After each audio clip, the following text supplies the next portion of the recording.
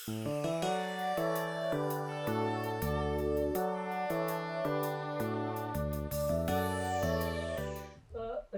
ki ga zelo nestrpno pričakujem, ker bo pravzaprav nadaljevanje tega, kar nam je zdajle kolega Daros predstavil. Gledala sem si tudi njegovo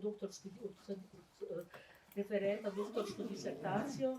Skratka, na osnovi koncepta sovražnosti, kot enega ključnih elementov tradicionalnega vodenja in reševanja sporov, bo predstavil izhodišča za iskanje maščevanja v virih iz časa po njegovi prepovedi v 15. stoletju v Svetem rimskem cesarstvu, kamor je sodil tudi največji del slovenskih zgodovinskih dežel. Torej, videli bomo, kako je država upravlja z razpisi deželnih božjih mirov in kako se je soočila s problemi, ki nas starejo in so aktualni še danes. Prosim. Ja.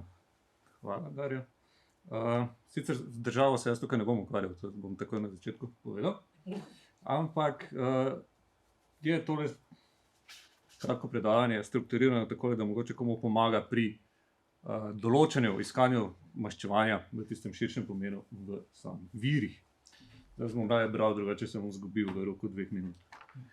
Tako da, spoštovani kolegice, spoštovani kolegi, vlogo maščevanja v tradicionalnem pravnem oziroma družbenem redu je podal tako že Darko, zato se to zadevno ne bi preveč ponavljal, nekaj malega se bomo.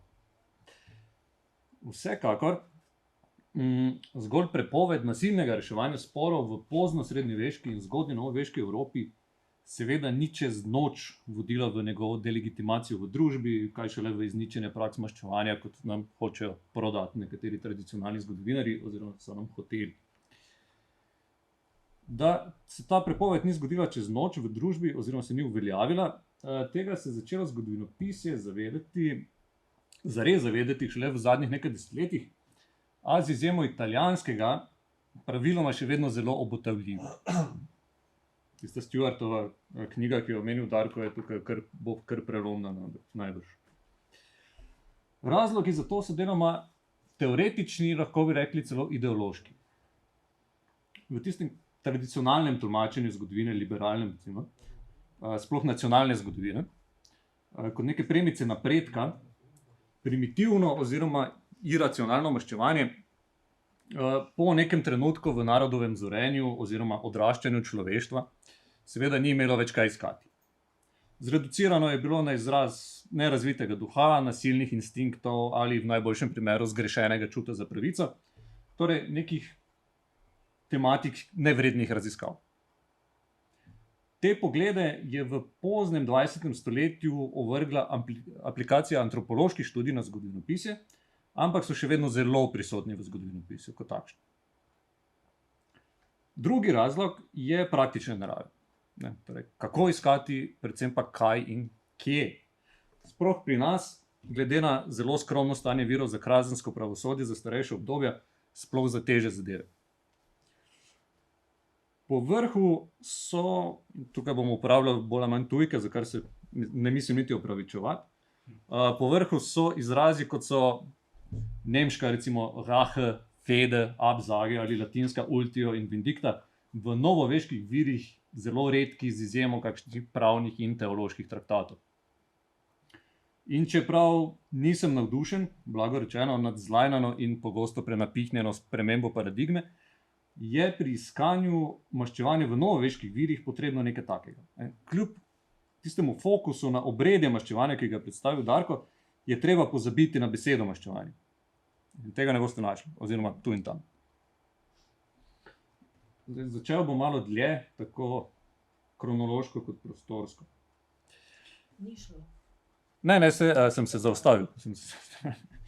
Na začetku 14. stoletja so kot primer statuti škofije Tournai, danes Belgiji, takrat pod francosko krono, določali, da morajo župniki vestno pomagati reševati omnes controversias et discordias, ire, rixe, odia, seditiones et injurie med župljani.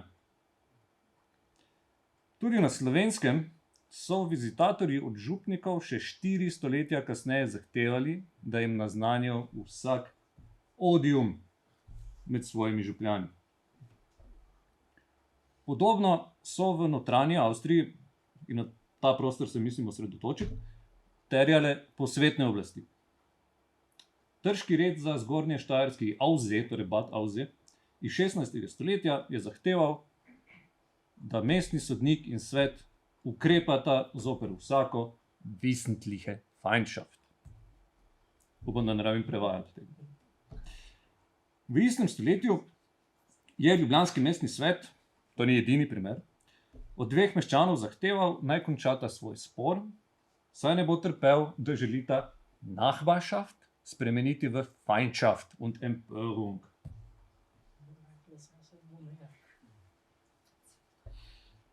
V zgodnjem 18. stoletju je bil verzogter Hass razlog za enega od neštevilnih pretepov na ozemlju zgornještajerskega deželskega sodišča Rottenfels. Stoletje prej, v drugem primeru, pa je bil ta razlog Alter Grollen, stara zamera. Izjema je tako izrecen zapis, ne razlog za spor.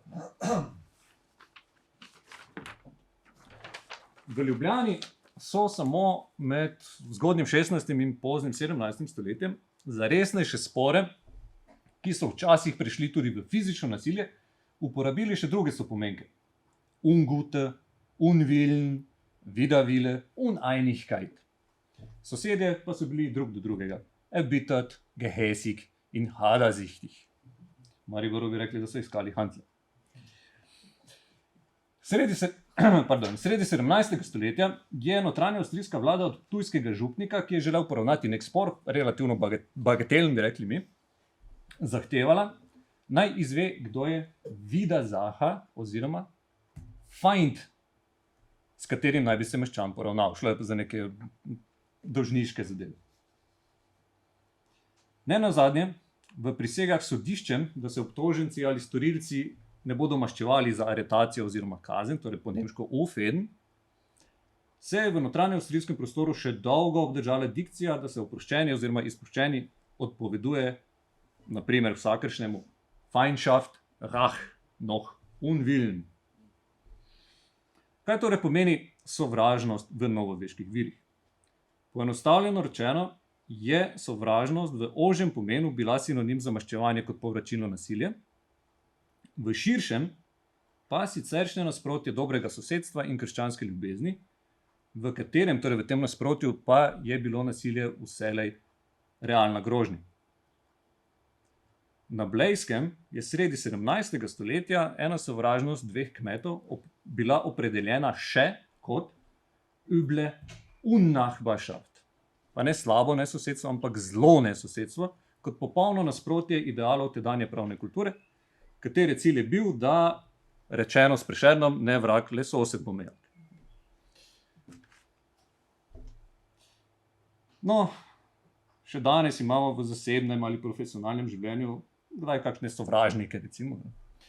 Ali vsaj ostre nasprotnike in ostre rivale. Vsi vemo, da tudi akademska sfera na to ni imuna.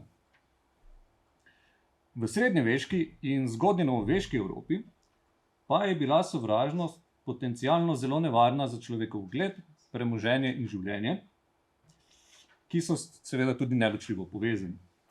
Označevala namreč ni zgolj čustva jeze ali sovraštva, čeprav je bila z njima tesno povezana, ampak zlasti nek formaliziran odnos vzajemnega nasprotja med posamezniki, rodbinskimi in drugimi skupinami, cehi, recimo, mestnimi sosedskami, podeželskimi sosedskami. Starogermanski latiniziran izraz za ta odnos je bil Feiler, nemško fede. Ni noben poseben specifikum nemškega plemstva. Tudi krvno maščevanje, kot povračilo za uboj, pa tudi hude telesne poškodbe, posilstvo, hude žaljivke celo, je bilo v več jezikih opredeljeno zlasti kot naglavna ali smrtna sovražnost. V določenih pa tudi kot krvno maščevanje. Okay? Ampak v večjem delu Evrope naglavna ali smrtna sovražnost. Sodobniki med tako in siceršnjo sovražnostjo sicer niso vlekli nekih ostrih ločnic, tako kot jih potem ali pa še danes radi zlasti pravni zgodovinarji. Čeprav ni ušel širšim spremembam odnosa do maščevanja, po njegovi pripovedi se je ta koncept sovražnosti obdržal globoko v novi vek. Tako da omenjenima ljubljanskima meščanoma je bilo zelo dobro jasno, pred kakšno sovražnostjo so ju svarili mestni svetniki. V obredju maščevanja, to so okvirne stopnje, je sovražnost nastopila, če za javno naznanjeno krivico ni bilo dano primerno oziroma častno zadoščenje, ali pa je nasilno povračilo veljalo za ustreznejši odziv na krivico kot vsaj takojšnje plačilo odškodnine, to zlasti za uboj. Povračilo naj bi pridobilo ali izsililo zadoščenje, oškodovani strani povrnilo čast in s tem zagotovilo pravico. Pogosto je sicer zadostovala že grožnja s povračilom, zato še zdaleč ni vsaka sovražnost prešla v fizično nasilje. Nasploh pa se je pritisk praviloma stopnjeval od verbalnega k fizičnemu nasilju, zato nasilen odziv na krivico ni bil vedno kak avtomatičen izraz nerazvitega uma ali kaj takšnega. Ne gre za impulze. Vendarle je imela sovražnost praviloma močno emocionalno dimenzijo, zato je tudi v virih neredko opredeljena z izrazi za jezo, sovraštvo, zavist, zagrenjenost in podobno, kar sem že predstavil. Že v srednjem veku je obstajala kopica sopomenk za maščevanje, ki so v novem veku pridobile na pomenu zlasti zaradi kriminalizacije pojmov, kot so fajda, maščevanje, odpoved miru in podobno. Sploh v srednjem veku, pa tudi še par stoletij kasneje, je ira, torej jeza, zlasti med laiki opredeljevala zlasti stanje sovražnosti, manj na glavni greh, ki je kršil enega od imperativov krščanstva, torej ljubite svoje sovražnike, seveda imamo težave ljudje že s tem, da ljubimo svoje bližnje. Prepogosto. Tudi antika je že poznala razliko med jezo kot izrazom zahteve po pravici in besom kot nebrzdenim nasiljem. Sam koncept zadoščenja, kot ga je začel takrat izdelovati recimo sveti Anselm, pa se ni bil edini, je izšel iz rimskega prava. Torej, narediti dovolj, da se jezna stran ne maščuje.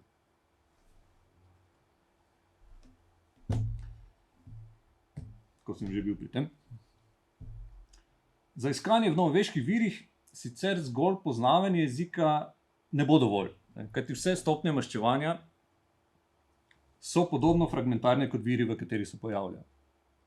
Najbolj neposredni viri so pogosto pomiritve sovražnosti pred sodišči, večji del, torej v zgodnjem novem veku, večji del prisege k obnovi prijateljstva oziroma dobrega sosedstva, včasih še časti in ljubezni. Kakor kje, to je že malo arhaično v zgodnjem novem veku. Pri nas. Za iskanje sta ključna razumevanje obredja maščevanja in pa kontekst posamičnega primera, saj so sovražnosti neredko podane brez rabe katerekoli od temeljnih sopomenk. Dam en primer. Recimo, ko sta v poznem 17. stoletju sovražnost vodila en žaljski tržan in lokalni baron, je prvi plemiča obtožil razžalitve z dejanjem, torej real injuri, za razliko od verbal injuri. Baron pa je tržanov napad označil zgolj kot nasilje. Zadeva je bila poravnana po običaju, tako da nihče ni bil huje kaznovan, kvečjemu s kakšno globo. A sovražnost ni vedno prešla v fizično nasilje. Že v srednjem veku so sodišča, zlasti v mestih, postala pomemben forum vodenja sovražnosti. Fizično nasilje pa se je lahko prepletalo s tožbami kot sredstvo maščevanja. Tožbe so, mimogrede, nekrščansko dejanje. Tudi še v logiki zgodnjega novega veka. Nasilje in tožbe se tudi v zgodnjem novem veku niso izključevale, ampak je šlo za taktične izbire. Torej prisiliti nasprotnika, da se poravna z vami, zato je lažji dostop do vse večjega števila sodišč spore marsikje okrepil. Nasploh je bilo fizično nasilje v več pogledih tvegano in že zato ljudje niso vselej avtomatično posegli po njem. Kot kakšni karikirani neandertalci s tistem gorjačo. Svoje sovražnosti so najprej izražali s hladnostjo do sosedov ali sorodnikov, jih niso pozdravili na ulici, niso šli k maši, ko so šli oni k maši. Nato z obrekovanjem in stopnjevanjem javnih žalitev. Javnost dejanja je tukaj ključna, če želite izsiliti pravico. Ne nazadnje, da je skupnost lahko v sporu posredovala in ga pomagala končati. tajna sovražnost pa je recimo že v germanskih leges, torej tistih plemenskih zakonikih, kot se jim reče, veljala za zločin in še za novoveške teologe je bila bolj grešna, če je bila tajna. Tudi v Dantevem peklu, recimo, se tisti, ki so sovražili tiho tam, utapljajo globoko v usmrjenem blatu 5. kroga, tisti, ki so sovražili javno, pa se vsaj ravsajo na njegovi površini. Majhna prednost. Pričemer verbalno nasilje ni bilo nič manj nevarno. Sploh v družbi, ki pozna zgolj čast in pa nečast, torej sramoto. Obrekovanje, posmehovanje, žalitve, verbalne razžalitve so bile podoben napad kot razžalitve z dejanjem, recimo, torej fizično nasilje. In za sodobnike to ni bilo trivialno, ker je bila čast neločljivo povezana z družbenim položajem in s tem s premoženjem, s tem pa posledično tudi s fizičnim preživetjem. Zato ne čudi, recimo, da je obramba časti ključna olajševalna okoliščina oziroma taktika tudi pri obtožencih za uboj. Najlažje ste dobili pomilostitev, če ste se sklicevali na obrambo časti, pravice ali pa življenja.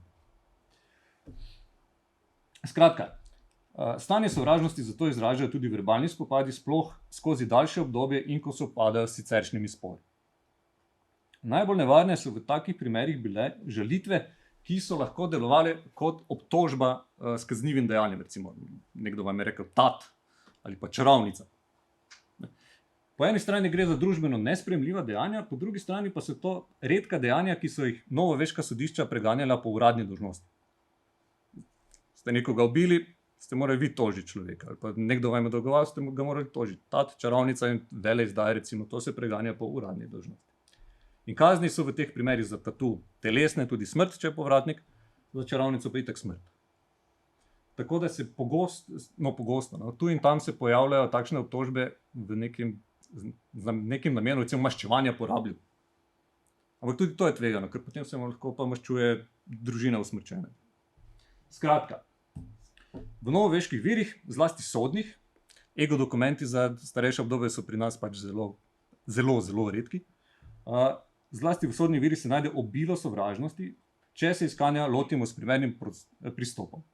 Predvsem jih je treba torej te sovražnosti razumeti kot odraz vsakdanjih družbenih oziroma medosebnih odnosov in jih misliti tako onkraj strogih definicij zlasti pravnega zgodovinopisja, sploh pa nekih romantičnih predstav o maščevanju iz ljudske in popularne kulture.